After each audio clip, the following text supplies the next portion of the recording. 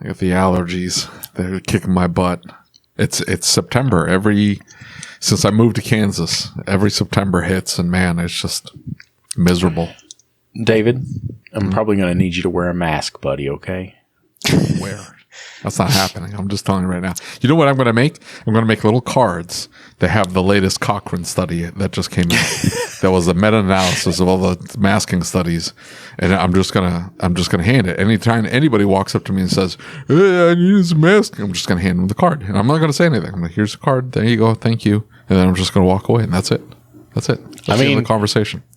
My one hope for mask coming back would be to see you walking around venues with a mask hanging from your ear, a drink cup that's been empty for 4 days, a straw stuck out the top of it, and you're sticking your tongue out, and the security guard trying to pull the straw in.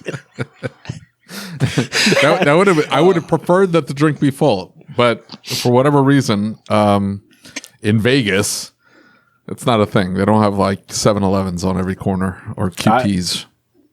I'm just going to make it very clear to both of you that I feel like I missed out as a content creator and an entrepreneur, because seeing how far you could stick your tongue out looking for that straw would have been viral material. I'm telling you right now. I think everybody around was scarred, but I digress. TikTok superstar Chris Enright. Far from it. What are you up to now? 80,000 followers? 90,000? What are you up to now? No. On TikTok, I'm only at like 30-something thousand. Only 30,000. Yeah. That's not a lot. We have 3. I mean, compared to the other ones, it's low for sure. What are you talking about? We have 3. Yeah. Yeah. 3. Look it up. TikTok. We have 3. We have 3 what? I didn't know Lucas we is had one a of them. TikTok, bro. We do have a TikTok. Oh, do you really? Yeah. I was talking to Rich. You know what they are? All of them yesterday. are? They're Chris Enright's videos, and then a cutaway to me just shaking my head going, this is not what we do. And then that's the end. That's it.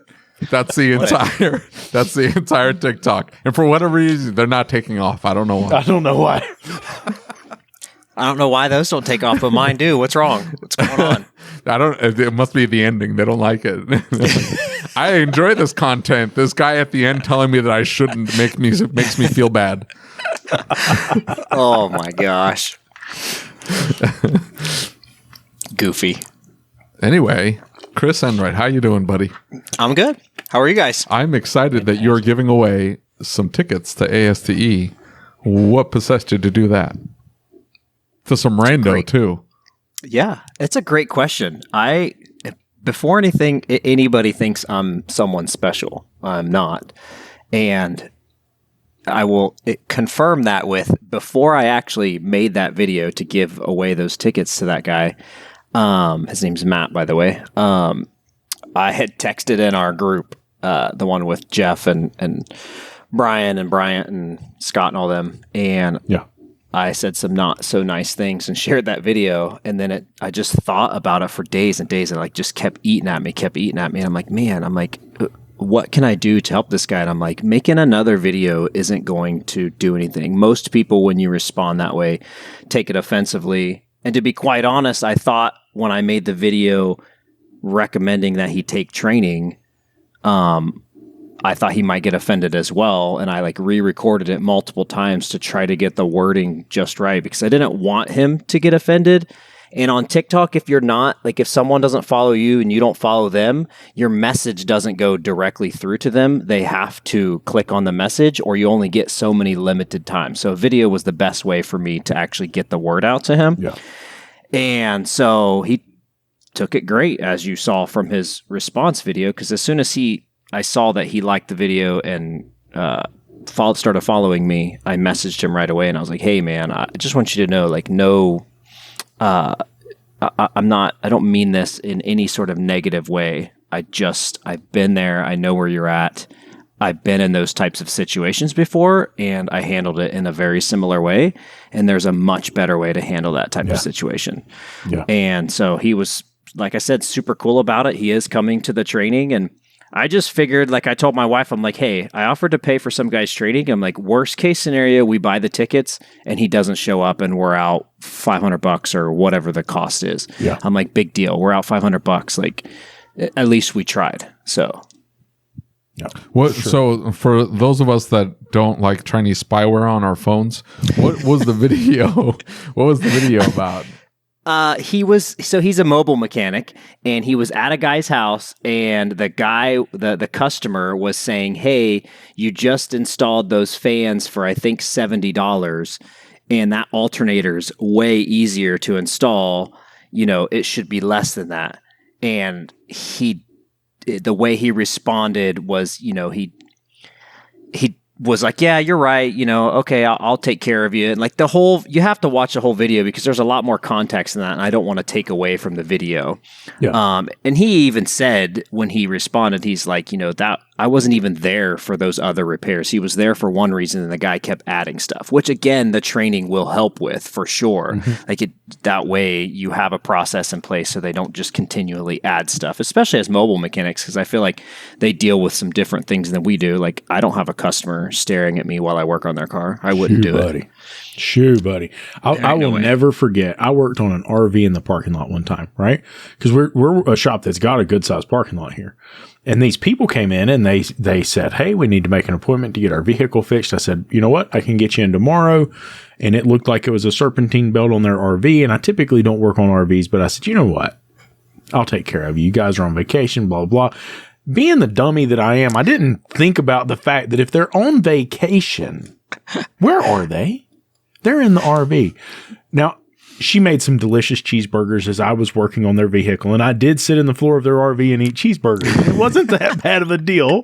I got paid, but you don't know how uncomfortable it is thinking, like they don't even know what you're doing, but you're over here thinking, oh man, do they think I'm an idiot because I just, whatever it is, insert whatever. I could not imagine that. That would be miserable. I would never do it. Go ahead. I was just going to say, I would never do it. When I was at the dealership, they had like those big windows that people could watch through, and you always had those clients that would like stare at you. And we would always do goofy stuff on purpose just because we knew they were watching. Like, it's like watching something boiling in a pot. Like the more you watch it, the worse it is. So we do not like that at all. So yeah, we always had some shenanigans going on at the dealership when people Turns out this is why he's good at TikTok and Instagram, is because he's been putting on a show for years. Look at the monkey in the mirror. Okay. Oh, jeez. Hey, I like to have fun. What can I say? Yeah, absolutely. I'm pretty confident that I either wouldn't have clients or I would end up getting sued if I did that in my shop. I'm just going to be real with you. It's going to be bad. Yeah, we don't want anybody looking at anything we're doing in the back. Not because we're doing anything wrong. It's just, I don't know. They don't know what we're doing.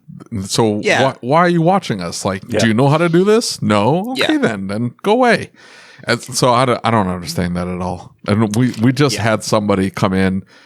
They had brake noise. I don't know. Something got screwed up. Anyway, we redid a rear brake job for her, and the whole time she's watching. And what do you think is going on here? At my expense, am I redoing this brake job? I'm not charging you a dime. So you think we sabotaged the last one just to, I don't know, try to get more money? I don't know. I don't even know like what goes through people's heads. I just got a call this morning. We did a belt, an oil change, and something else to this vehicle. And she calls me and she's like, "Hey, this fuel cap light is on. It wasn't on until I came in for service." It's like, okay. Yeah. Did you check the fuel cap? What is it that you think is happening here? Like, do you think we jacked with your fuel cap to make you come back in? And she's, of course, it's been a week. The car's been gone for a week. But the narrative is now. She's filled up twice. Yeah. She's filled up twice. Trust me, this vehicle sucks some fuel. And I'm sure she's filled up twice, and she's just it's slightly loose. But she calls me, she's like, just a few days ago, I had the car in for service. You mean a week ago? So you've driven the car 1,000 miles in the last week. And now there's a problem, but I'm sure it was just happened. Get out of here.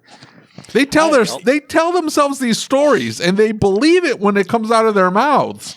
But they know, I think deep down they know, I'm going to say something that seems more plausible and therefore I will get free stuff.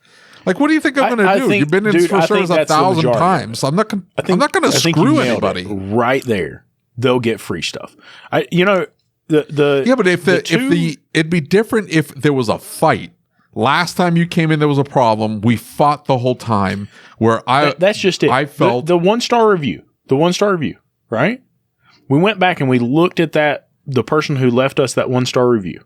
And the long story short is we looked at this vehicle. She said it was making a noise in the morning. So we looked at the vehicle. We reviewed it. We did not hear that noise. We did our peace of mind process. She could not see the pictures and she could not see the videos and she could not see the notes because she didn't have enough service for that. So she never reviewed our documentation that showed the play in the shock bushings and all of the other things, the spare tire with a big crack in it. Well, she goes to the previous shop. Now, the logic alone of me telling you all of this work in the front end was just done. And because it's just done, I suspect it's under a warranty. So I would take it back to the other shop and have them do that. I'm going to write you an estimate just so I can document that it needs to be done. But take it back to the other shop. And I'm a ripoff because none of those things needed to be done. Now, right? You go and you look at her review history, and one of the ones that stood out. That makes perfect sense. I just want to point this out. If your reply is longer than the review, there's a problem. Maybe so.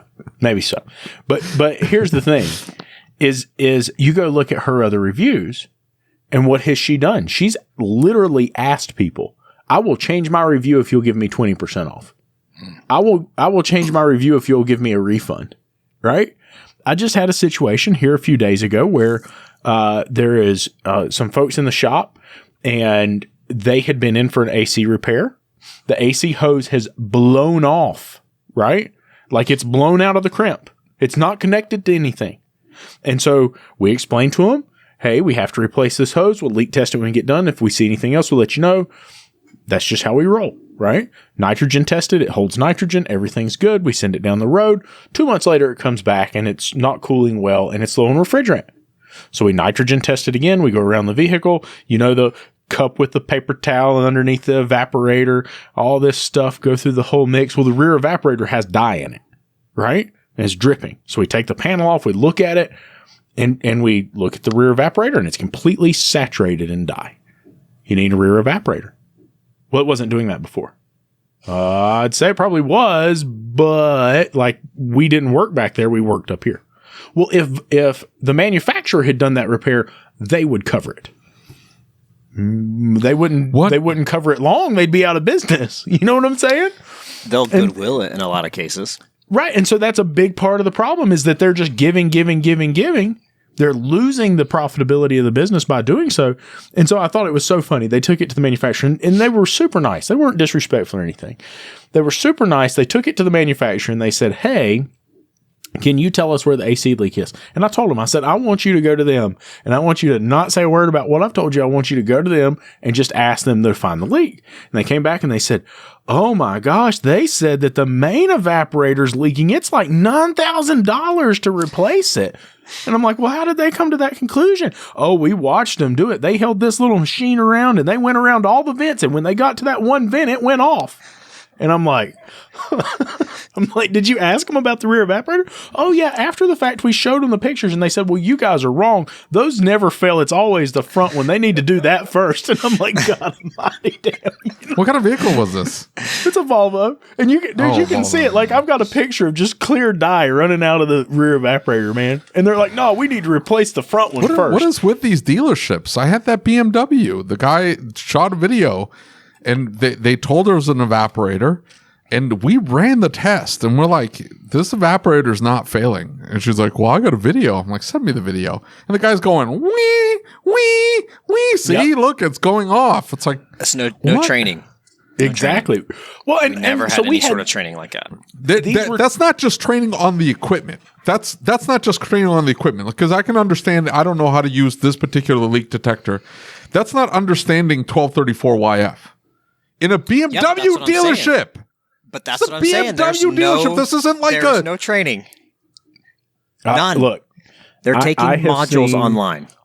I have seen But one of the modules would have been like, hey, these are teeny tiny molecules. It's really hard to find leaks. And so the leak detector is 18,000 times more sensitive. And if you just sniff at it, it's going to go off. You're taking into the consideration that they're actually reading the modules. There were so many people at our dealership that had somebody else take their tests for them. Yes, and paid that's them what I was getting ready to say. Just so they could have them done because the dealership wants you at 80% complete. That is exactly what I was getting ready to say, is that I have seen so many unqualified, and I'm not talking about the great dealership technicians. Please don't misunderstand. I think there's tons of great dealership technicians, but I am talking about the guys who have worked the system year after year after year after year just to get paid. And you know, it was one here locally, 60-some-year-old man that they hired that's a master level such and such technician. I'm not going to call the name of the brand because everybody will know who I'm talking about. Chris Enright just disappeared, David. No, it's still uploading. Okay. But so long story short, you know, here he is. He's working for this dealership, comes to work for him as this master technician. Turns out he wasn't a master technician at all. Somebody else had taken all of his tests, and they hired him as the only master in the dealership. So it's like, the place is on fire. Are these the same technicians that are demanding higher pay and better benefits and blah, blah, blah? Why is it? Why? I don't get it. Hey, we're terrible at our jobs.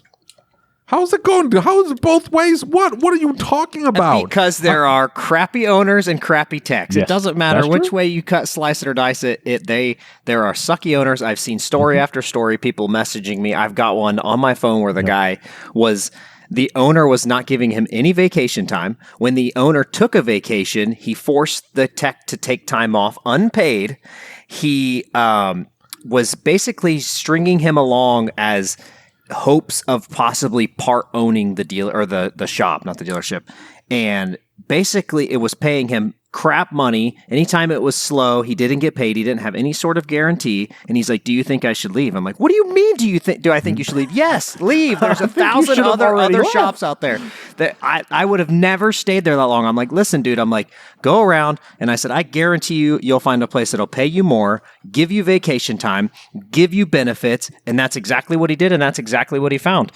He was like, well, how much should I ask? I'm like, I don't know. How good are you? I'm like, you're got to be the one to judge how good you are. I said, just keep in mind, every tech thinks, well, not every, but most techs think they're better than what they truly are. And they're not. I thought I was better than what I was until I opened a shop. Then I realized how bad I sucked.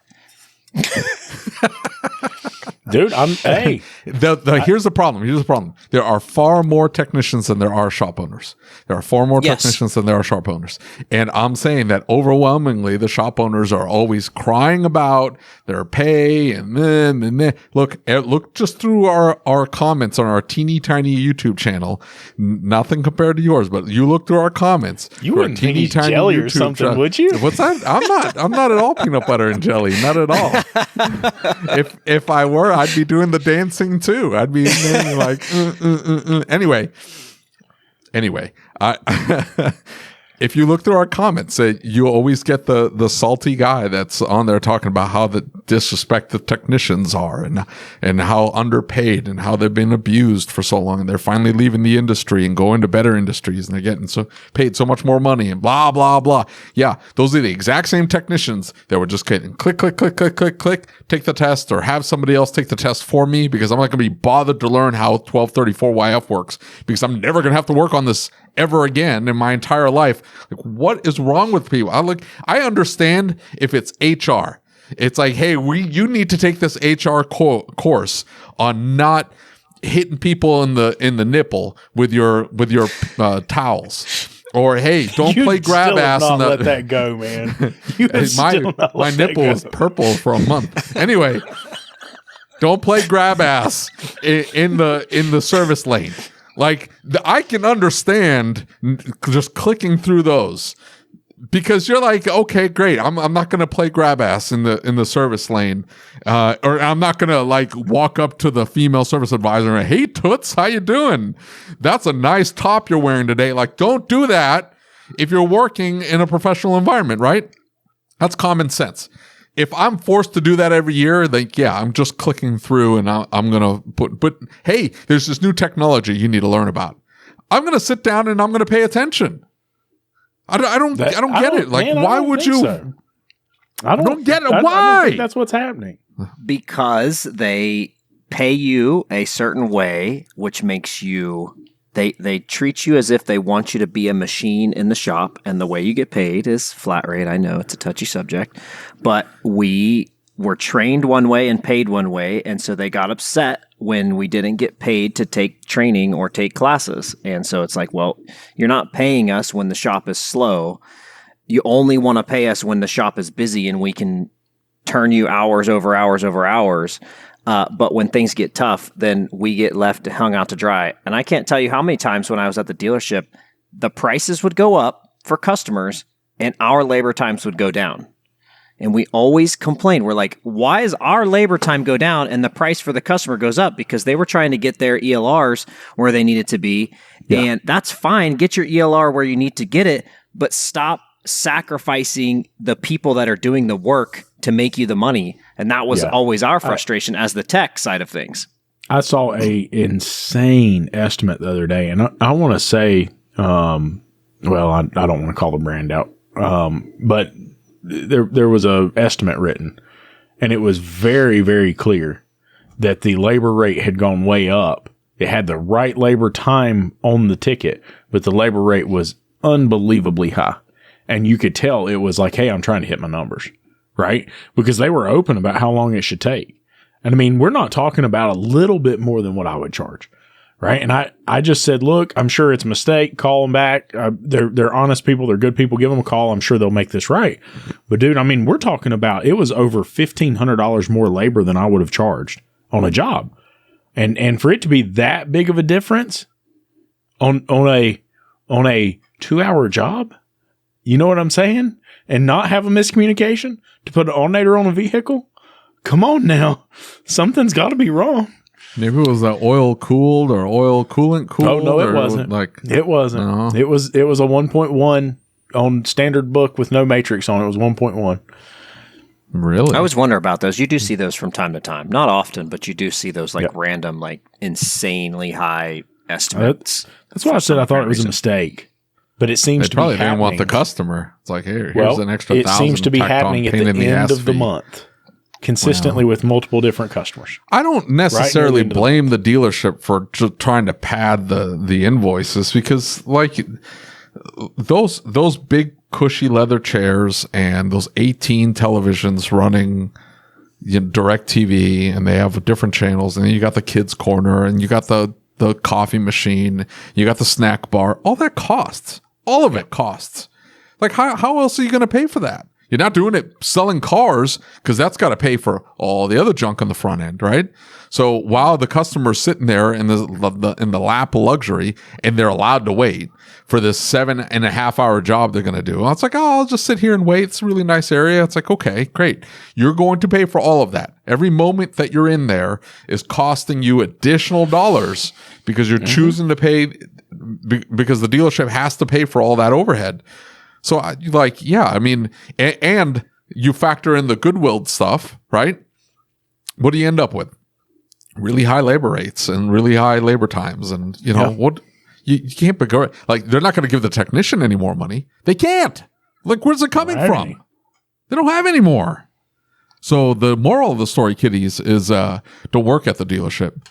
Leave the dealership. Hey, I made a lot of money at the dealership. I can't. I mean, it was the politics were horrible, but I made a lot of money there, so I can't say anything. I mean, if you're good at flat rate, you can make a lot of money. I could not take the politics anymore. That's what drove me out. So, but yeah, I mean, I don't know. It all comes back to training and experience, and I don't know, like, as the tech side of things anyways, like, if you want more money, if you feel like you deserve more money and you want to get better, then go take your own training. If the shop's not paying for it, pay for it yourself, move yourself up the ladder. I mean, that's what 100%. I did. I just worked myself up.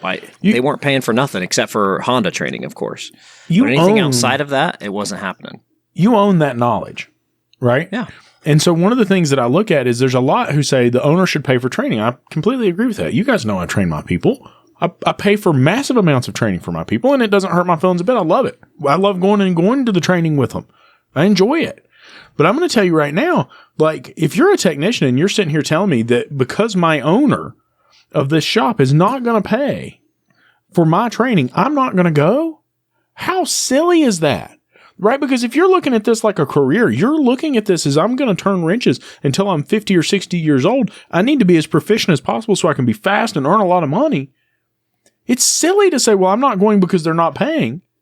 And look, we've had this conversation before, and I want to touch this very carefully.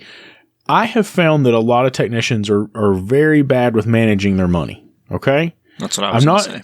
I'm not going to say that there's not some that don't earn what they should, but many of the ones who have come to me since we started the channel and started getting all these messages and emails and stuff like that, when we slow down and we start talking about it and we're really dig into the numbers, it's like, bro, you earned a lot of money. Well, I don't have any money. Okay, if you spend more than you make, you never will, and you can earn more. And if you spend more than you make, then you will never have money. Let's talk about what you're spending money on. Well, I wanted this thing, and I wanted a new computer, and I wanted a new scan tool, and I wanted this, and I wanted that. Great, then save for it and get it, and put some money back. But if you spend every dime you make, you're not going to have money. And so they say, well, I'm not paid, and I don't have the money to go do it. You need to be saving to go to these trainings. It's going to create opportunity for you. It's going to create growth for you. If you want to be seen as an elite technician and paid as an elite technician, then you have to earn the status of elite technician. The way you do that is through training. It's as simple as that. And it's not just techs with bad money management. I mean, you see it with clients all the time. Like that, they say they don't have the money for a car repair. Then a week later, they're going out on vacation or whatever else. And like, that's what I was just talking to my wife about this the other night. I'm like, when we didn't have money, guess what we were not doing? Going on vacation twice a year, even once a year. There were multiple years we never went on vacation because guess what? We did not have the money, and we were young. We got married young. And did we make all the right decisions? Not even close. I had lots of credit card debt. I had car debt. I had student loan debt from going to tech school. But once I got out of debt, I stopped having more debt and I paid everything off, and now I just pay for everything in cash. It sucks. It takes longer. I don't enjoy it all the time, but I'm an adult. And just like Dave Ramsey says, kids do what feel good. Adults devise a plan and stick to it. Like, amen. You can't always do what feels good. I don't know. Listen, podcast hosts are the worst money people. Adults, adults. What are you talking about? He hasn't talked to enough adults. Look, I just had a girl sitting in my lobby. Needed rear brakes. She's like, oh, I think it's a belt squeal. I'm like, okay. And the noise that only happens when you move? Uh-huh. But the engine's running? Uh-huh. That's not a belt squeal, dear. You need to come in. She comes in. Back brakes are gone. Front brakes are almost there. It's leaking out of the radiator. It's a Dodge Durango. That's what happens, right?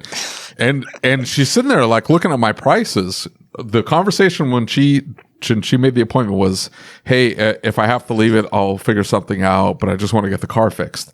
Then she saw the cost, and all of a sudden she's like, I don't know. I don't know if I really need to do this. I might just try to wing it or try to make it down to my dad's and this, that, and the other. She was moving out of state.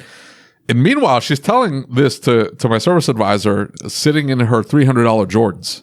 Like, yeah. What are you doing? The $300 Jordans, but you don't have brakes? I don't understand. I had a conversation. Who's paying $500 to do brakes? The people that aren't wearing Jordans. They bought reasonable shoes. Listen, I had one recently, that same story. He drove all the way from another state to come back to visit family. Brakes were gone. Caliper, piston blew out. Tires were gone. Give him the full inspection. He's like, hey, his dad's going to drive from the other state with a trailer and tow it back. And I said, by the time he drives here, spends all the money in gas. Blows 2 trailer tires. It ended up being a diesel. Drove all the way here with a diesel, with a trailer. Picked up the car, drove it all the way back to do the brakes to save little minimal money. I'm like, it doesn't make sense. And then 2 weeks later, I find out the kid totals the car because he hydroplanes, because guess what? They didn't look at the inspection and they didn't put tires on it. And it's like, okay, you just spent all that money that you thought you were saving And instead of doing the proper thing and fixing it correctly and having the professional fix it, you think that you're saving money. You're not saving money. It drives me nuts when people say that. You're not saving money. Exactly. And those people, what I've found about it is because they're always so short, what are they doing? They're always looking back to us to say, hey, what are you going to do about this? And it's not that they actually think it's your fault. It's that they don't have any money and they're grasping at whatever straw they can, trying to get whatever they can get from wherever they can get it because they don't have any other options. And look, this whole deal, it's making me think. George came back to work for me. Chris, I don't know if you know George. David knows George. I think so. And so George came back to work for me. He's been through some really rough stuff, family-wise and everything else. And when he comes back to work and he said, I had an epiphany a while back. I said, George, what was that? He said, 2 years ago, he said, I was saying, Lord, thank you for giving me the money that I needed to take my family on vacation and to come down here and sit on the beach and really enjoy life. And he said, the epiphany was that I didn't have the money to do that. I said, what do you mean? He said, well, if my car had broken, I wouldn't have been able to get back. He said, if I had lost $20 out of my wallet, I wouldn't have been able to feed my family to get them home. I barely had enough gas to get us back. And I recognize now that it wasn't smart financially to do that. I thought that I had the money because I had those dollars right now sitting in my wallet, but I didn't realize I'd already spent them. And I thought, wow, how pivotal is that of a realization? And George is a grown man and he's never had to be the person who was managing his money. His wife was the money manager. And so now he's moved into a role where he's handling all of his own finances personally. And it's neat to see that click finally. But, it's so interesting to see that and see the spot that people get themselves into. And I've talked to my technicians about that. Bro, we had this conversation a while back. Well, it's going to save me money. How is buying a $4,000 tool saving you money? I've never heard of that, right? Like, explain this. It doesn't make sense. People say that all the time, like, because I share all my tools and stuff and do the tool reviews, and they're like, hey, should I upgrade? I'm like, is your old tool broken? No. Then no, you shouldn't upgrade. Don't upgrade just to upgrade because it's nice and shiny new. What is wrong with you? You are selling the tool for the people. I'm not. Yes. No. Yeah, you tell them, if you can afford it, buy the tool. Guess what? Buy three of them. They ain't paying me to advertise that tool, so I'm not going to force people. Forget it. Yeah, no, forget it. Yeah, exactly. Yeah. Exactly. Yeah. That's a major problem with this industry, not just the shops and the owners and all the techs and everything else. Even all the tool companies are cheap as all get out too. So, even if you're not going to use Shopware, you should just buy Shopware and have it in the background. I use Techmetric. Great. Buy Shopware and just don't use it. Just let it go in the background. It'll be fine. Hey, I'll do anything for any company comes into the group. If one more person comes into the group and says, Parts Tech sucks because it never works with Techmetric. Well, we told you not to use Techmetric. I don't understand why you're mad. Like, we told you. I left that group. I left that group. What do you think talking about the Techmetric group? No. We're not in a Techmetric group. Well, maybe Lucas. I was in that group, and it was... I was in that group and I left it because all it was a bunch of whiny crybabies crying about how it doesn't work. And I said, if you all had all day to manage like I had it, then you wouldn't be crying. You'd be thankful for what you have. You'd be making something work, baby. Whatever you got to do. Oh, my Techmetric wasn't working this morning for 5 minutes. You guys need to get this figured out. I'm like, it's 5 minutes. Shut up. Like, wait for a second. They act like the world's coming to an end. It drives me nuts, man. Automotive is full of divas. They really are. I don't know how we ended up with so many divas in automotive, I don't know. I mean, maybe it was David's Barbie video. I guess that was it. That's why you were like, I would never want to do software. Those guys, I don't know. Oh gosh, yeah, no way. That is awful. Because the minute something, hey, you don't know how to use this, watch this video. I'm not going to watch the video. Why doesn't it work? You don't know how to use it. Did you watch the video? Not there. The video. There's a video for this. There was a post in that group specifically about somebody complaining that was they just didn't know how to use it. I'm like, my comment, as it always is, was very snarky. And I said, I remember my first time using Techmetric. Like, you've got to be kidding me. Like, how do you have it and you don't know how to use it? Then you're going to come in here and complain because you don't know how to use it. And you're going to have to edit that out because I was slamming the table. No, it's okay. It's okay. It's the same thing with Shopware. It's the same thing with all of them. It's always, and then they, but far fewer complaints with Shopware because it's so great. We get far fewer complaints. Hey, absolutely. Shopware is happily able to reach out to me, and I will happily advertise them on my page for a small fee. Here's the thing: is that the people who complained about Shopware went to Techmetric, and they were really upset about Shopware. They go to Techmetric, and now they're complaining about Techmetric. They're going somewhere else. It's like I watched a video. I can't remember who it was, but the guy was talking about price. Some sort of rich, successful entrepreneur. And he was saying, like, the business owner was saying, yeah, people complain at this price. And he was like, well, then you need to raise your prices. And they're like, what? And he's like, if they're complaining at $199, they're going to complain at $299. If they complain at $299, they're going to complain at $499. If they complain at $499, they're going to complain at $1,000. He's like, they're not just complaining about your price. When they go to the grocery store, they're complaining about the cost of groceries. Yes. When they go to the gas station, they're complaining about the cost of gas. Some people just complain about everything. And I don't know. There's just like that woe is me. I hate life. Yep. Complain, whatever. 100%. I don't know. Life is short. I don't have time for that kind of garbage. So, not my thing. Just not my thing. So, yeah, that's why I go to training. That's how you learn, right? You don't have to complain. If you had a little bit of common sense and a little bit of knowledge, you can go a long way. I mean, it's just, David? No, we're all destined to struggle and then die. I'm just convinced we're going to struggle and then die. You know why you go to training? That's your cross to bear, bro. It's a fun time. You get to go see everybody. You get to get mean mugged by me if you come to ASTE. And that's a lot of fun. To get to mean mug everybody in person. The look on the faces of people that Lucas walks up and handshakes with. It is hilarious. I am much shorter than Lucas. Lucas is like, what are you, 6'2" or 6'3"? 6'1", somewhere in there. No, okay, let's say 6'3" because it makes me feel better. So he's much taller than I am, right? And so I'm the short, pudgy guy standing next to the large guy, and he walks up. So he has no problem walking up to absolutely anybody. Much larger men, to me, like, that's a big guy. Not to Lucas. He's just the guy. So he walks up and he'll shake the hand of everybody. And people that just talk massive amounts of shit about him, he walks up with a big old, hey, how you doing? And he's sitting there, shakes his hand. And the look on their faces, gold. It is hilarious. Because they're like, I'm super tiny. I can't do that, I feel like. I'm so small, I can't do that. He doesn't bat an eye. He's like, oh yeah, that guy was talking all sorts of shit. And we walk in, I'm like, hey, you saw what that guy said about you, your family, your family's family, your in-laws, your dog. He's like, oh yeah, I saw. That's why I stopped and said hello. Like, okay.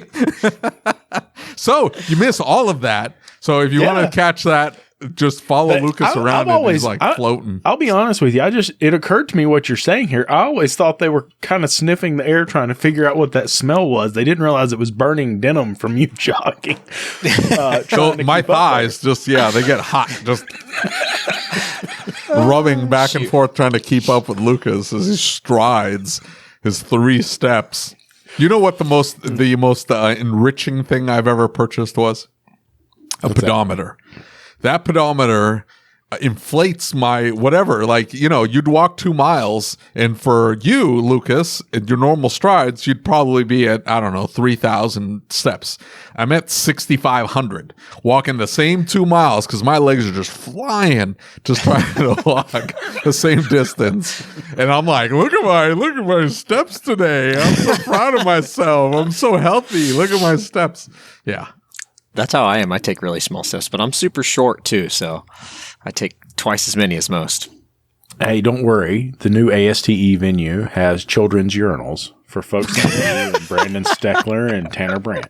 We made All the sure small people. we asked. No, we're not small. We're average sized. What are you talking about?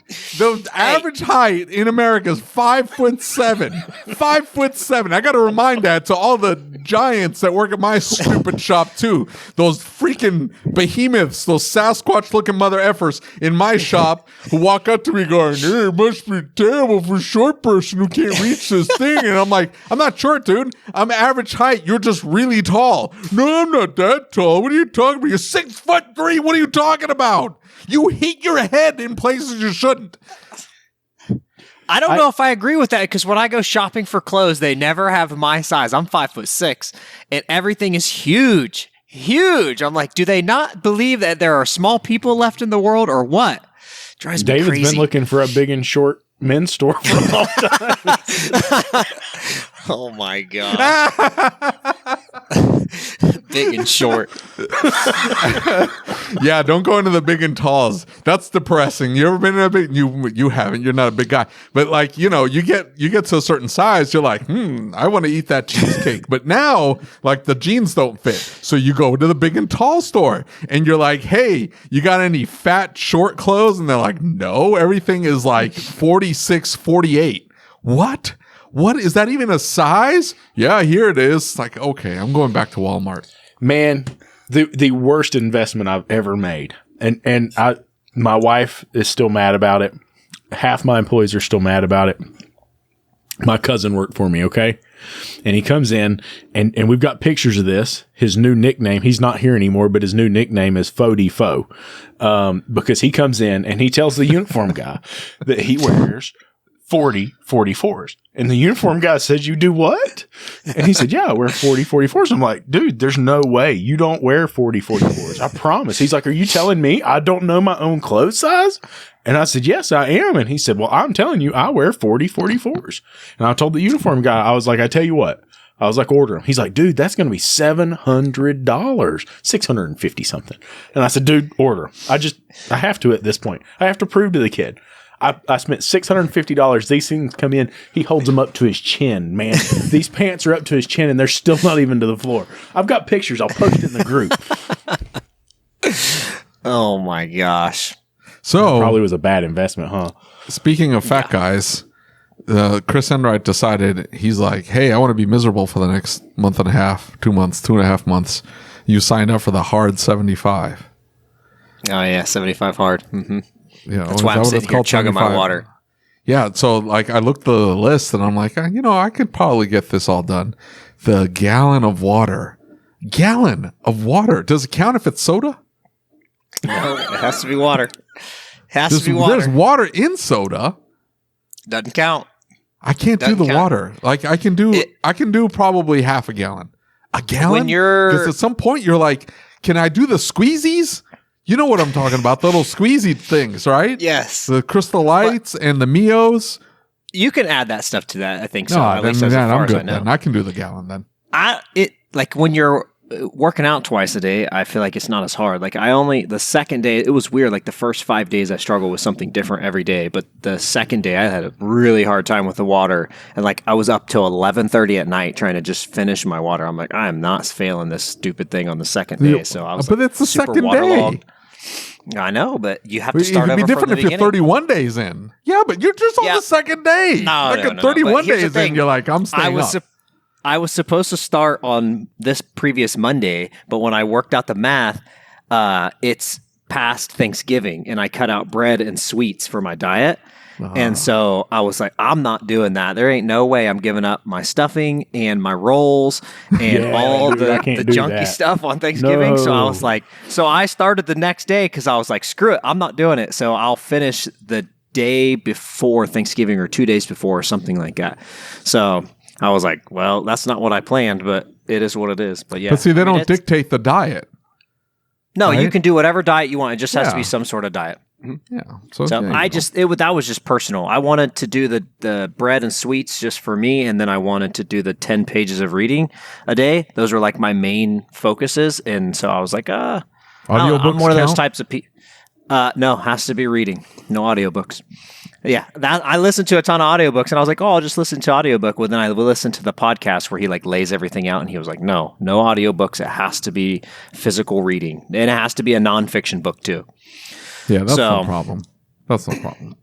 Yeah, I mean, it's honestly not been bad. The workouts are getting better, and the water's getting a lot easier. Like last night, but I was like done by walking 7. is considered, right? Like you can go walk. Yeah. So That's- 45-minute walk in the evening outside, and then your morning exercise, 45 minutes indoor lifting weights or whatever, right? So the workouts aren't that bad. The problem, all of it is doable. It's the 75 straight days. Because 75 days, and you have to fit it all in. Like, well, most days are routines. Like, you have to get to that routine. You get up at a certain time, like that first week that you're getting up extra early so you can work out, so you can squeeze in a 45-minute workout. That gets hard. But a week later, 2 weeks, then rolls into 3 weeks, and then it just becomes a routine. And you're just like, hey, it's just Monday. Monday, I get up at 4:30, and then I do X, Y, and Z, and then I leave for work. And see what I'm saying? Like, so it's just a matter of getting into a routine. The problem, though, is the days that you can't routine. The days where you're like, hey, it's the weekend and all of the family wants to go out for morning breakfast. And it's like, that's what's got me, right? That's what got me out of my entire, my exercise and everything that I was doing is like after I ended up getting kidney stones. So that broke one routine. And then my back's been a problem. So that breaks another routine. And then like to get back to it, once you drop it, dude, it's unreal how hard it is. I mean, it's tough to get back. It's very hard to get back. I mean, and like I thought about that. Like when we go to ASTE, like I'm still going to be doing it during ASTE, so I'm going to have to wake up. I think it's easier when you're out of town. I think it's easier. And it might be like I don't have a gym. Your family. Well, my wife will be with me, but I won't have the kids. Yeah. So not to change subjects. I'm going to change subjects though. There have been a lot of giveaways for AST this year between scholarships and giveaway. Yeah, there's been a lot of people talking about it. How many people are registered? It's going to be substantially like we've already surpassed last year. Nice. And so that means we've surpassed every other year. And what's interesting about that is we were talking about it yesterday. So they just got another diamond sponsor yesterday, right? That's never happened before. Like people are still calling, trying to sponsor the show.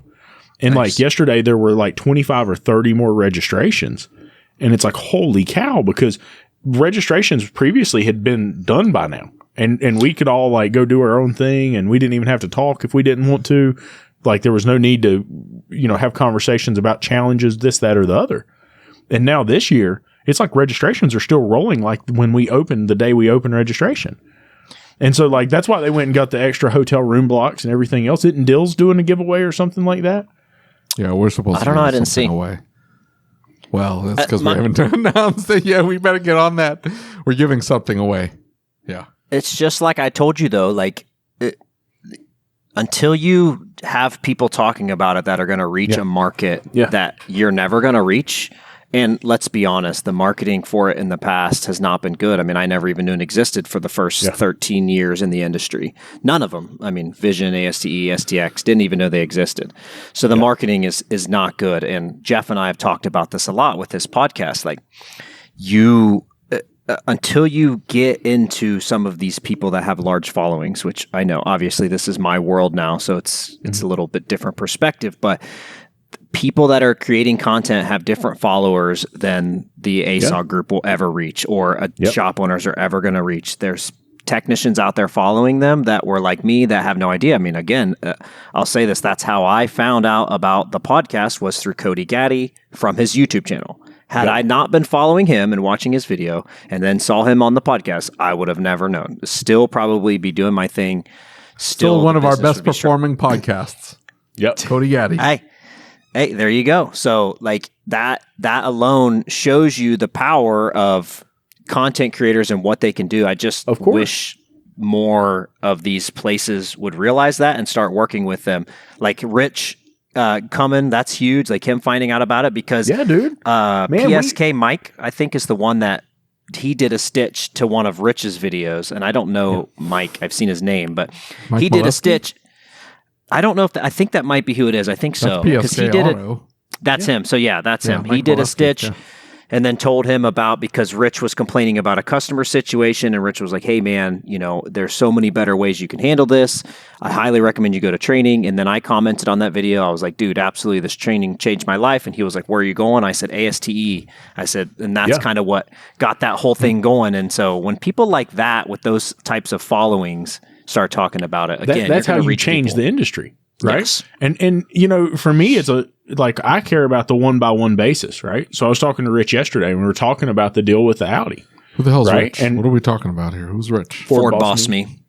And so we're talking about the Audi, and we're talking about what he's going through with that. And I'm like, bro, if you knew how many times I did exactly what you've done right here, exactly in the situation you're in. And I promise you, you can go get a coach and they'll tell you not to do this. And it will take you 10 times of them telling you not to do this. I promise you, from someone who's done it, here's what you have to do to get out of it. And then don't ever do it again, because it can, it's terrible. It's miserable. Yeah. Right. And so those situations, think about how it improves the life of someone who has never heard those things, never had those opportunities to learn about that.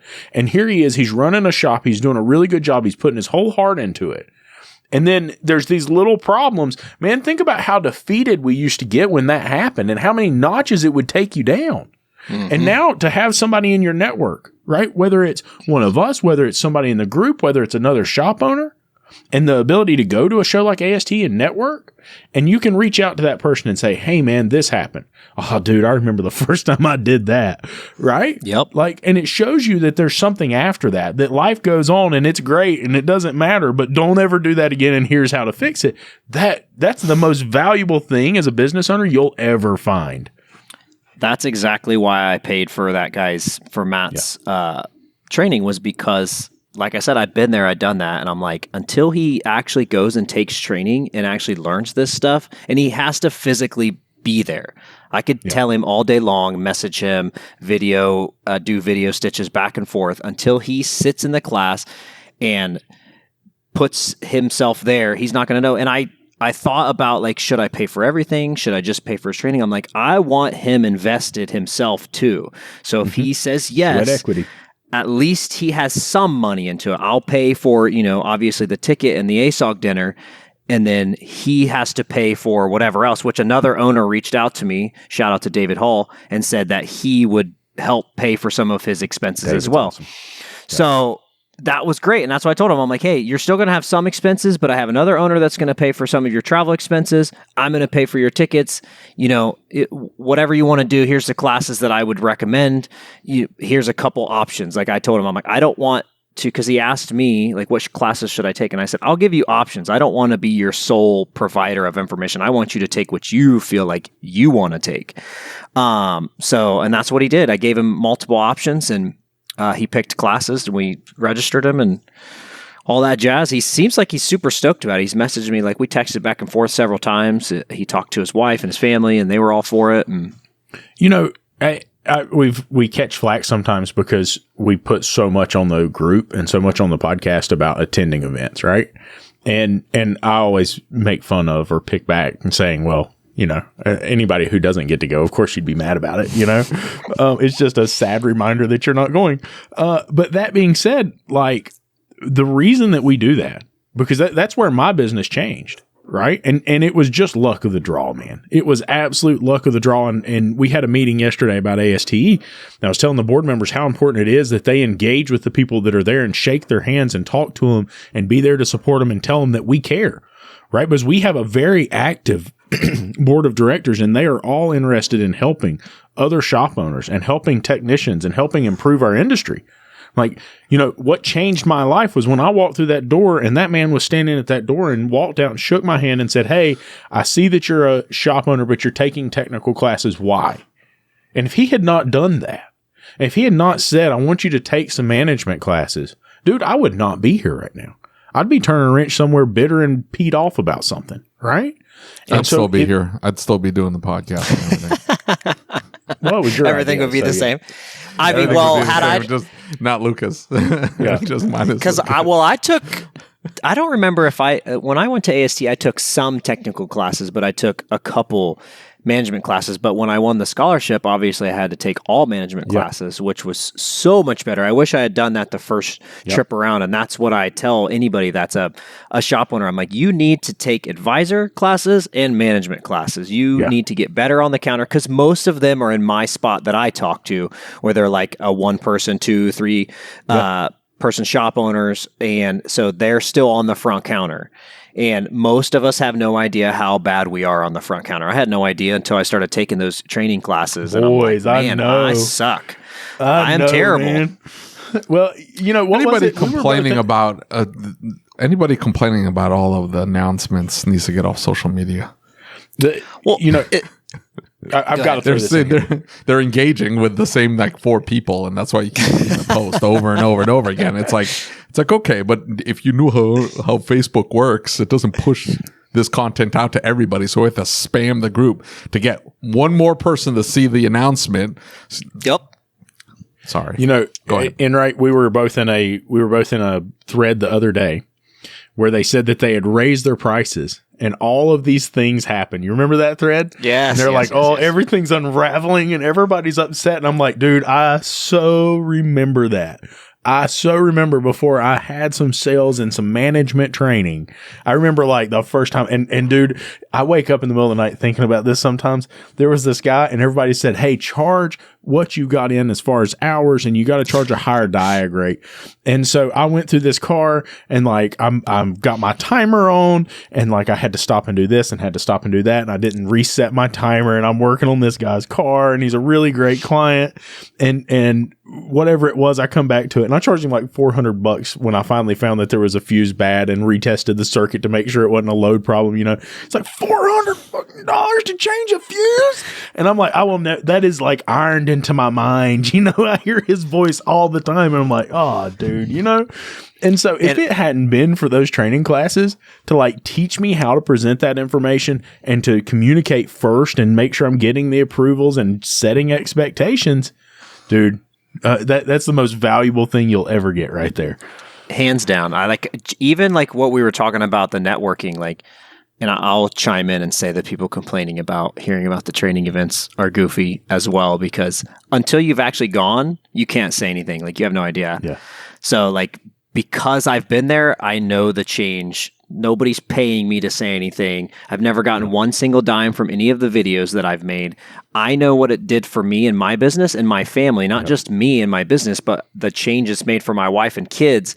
You know, like I constantly tell these owners, I don't want to get sidetracked. I better go back into this. The networking is like Brian Pollock. We were in the chat group, and he was saying like, he's like, hey, I just got X amount of dollars to just start on this vehicle. And I had a car in the shop. They had given me a 8x12 with a long list of things they had already tried and done and replaced. And I was like, dang, this is going to suck. And so I was like, you know what? I just texted her and I was like, hey, you know, with all of this stuff already done, you know, I went through the whole thing. I won't go through all that, but because I have had that training, I've gotten so much better on the phone and on the counter. And I did this through text. I didn't even talk to her on the phone. Actually, no, I did do it through text. And I said, you know, I'm going to need $500 to start on this car. I may not use it all, but I'm just letting you know I need $500 to start. She said, how do I pay? That was her response. How do I pay? And I've never, ever done that in the history of starting my shop. I was terrified to ask for anything more than an hour up front, unless it was like something I'm like, hey, I probably should get authorization for 2 hours. Most likely. It's pretty rare that I need more than that. I'm working on Honda, so it's not like, you know, I get too heavy into diag. But, yeah, and are you saying Hondas don't break? Is that what you're trying to get at here? Oh boy, you're gonna make people angry. They don't have all the crazy. It's the same. Yeah, it's the same 3 things that fail. And it's like, they don't break like Dodges. You know, and my thought on that thread. Oh, hey, now we are really. Hey, now I'm getting upset here. Hold on now. It's always the rocker arms. The radiator is always leaking. The thing about that thread is like the one thing that it made me remember the most was the confidence to present that. Yep. You know, just yesterday we had a gentleman in the shop and he owned a dealership in Orlando, and he came up here and the staff, he fought them every step of the way. right? And he knew what he wanted, and he was very exact, and he was really, really assertive with that. He wasn't disrespectful, anything like that. It wasn't rude. It's just that, with that experience and that training that I've been through, I walked up to the front counter and said, hey, here's the price, and here's what we're looking at, and here's what's wrong. And, if you need anything, let us know. Hand it to him, and he said, order the parts. And my staff's like, oh no, don't do that. Like, we've been fighting with this for hours.